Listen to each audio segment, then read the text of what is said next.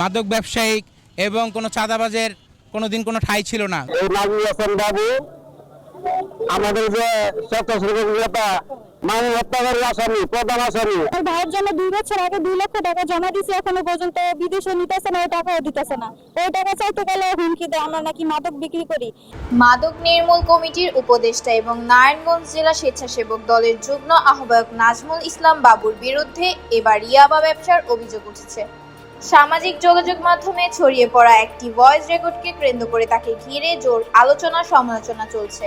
Viral হওয়া ওই voice রেকর্ডে বাবুকে তার ক্রেতার কাছে ইয়াবার গুণগত মান ও বিভিন্ন বিষয় সম্পর্কে ব্যাখ্যা করতে শোনা যায়।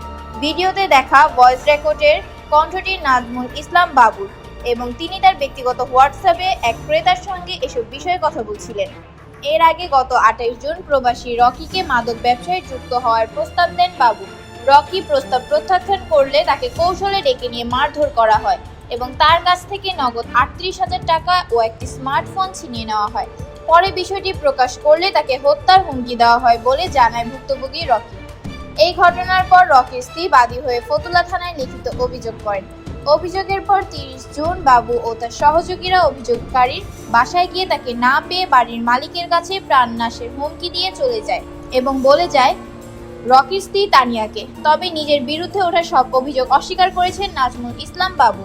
তিনি বলেন, আমার বিরুদ্ধে মিথ্যা ও বানোয়াটভাবে এসব অভিযোগগুলোকে আনা হয়েছে।